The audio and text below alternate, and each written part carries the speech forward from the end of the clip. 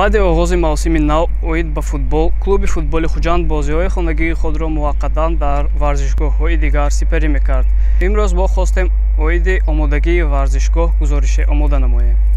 омодагӣ ба мавсими нави Лигаи Олии Мамлакат оид ба футбол дар варзишгоҳи 20-солагии Истиқлолияти Ҷумҳурии Тоҷикистон дар сатҳи баланд ҷараён дорад. Масъулин мегӯянд, ки тӯли чанд рӯзи охир варзишгоҳ таъмир шуда истодааст ва рӯзҳои наздик клуби футболи Хуҷанд метавонад дубора бозиҳои хонагии худро дар ин майдон баргузор кунад.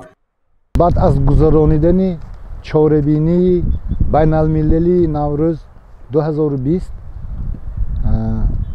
омодагиро ба даст гирифта истода, кормандони варзишгоҳ бо тавсия ва дастгирии раиси вилояти Суғд Раҷаббой Аҳмадзода омодагиро ба даст гирифта истода то 26 апрели 2020 сол мо тайёр ҳастем дастаи Хуҷандро дар ҳамин майдони асосии бозии футбол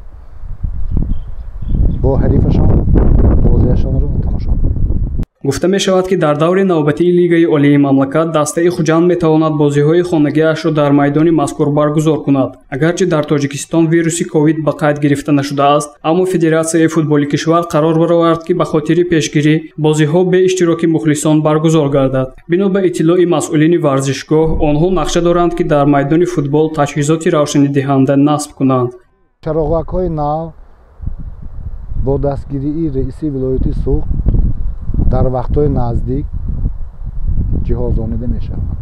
барои қавӣ кардани ҳайат бозингарони ботаҷриба ва якчанд нафар бозингарон аз хориҷа даъват карда шудаанд. дар назди даста вазифа гузошта шудааст, ки дар мавсими ҷорӣ зинаҳои баланди мусобиқот ишғол карда шуда, даста ба мусобиқоти байналмилалӣ роҳ ёбад. лавозимоти варзишии майдони футбол аз ҷумла дарвоза, тӯрҳои дарвоза ва байрақчаҳои кунҷи майдон бо дастгирии раиси Федератсияи футболи Суғд Раҷаббой Аҳмадзода дастрас карда шудааст. гузориши Фарҳод Рустамов, Ганҷина Олимова, Насимҷон Раҳимов барои барномаи иттилоотии Хабар.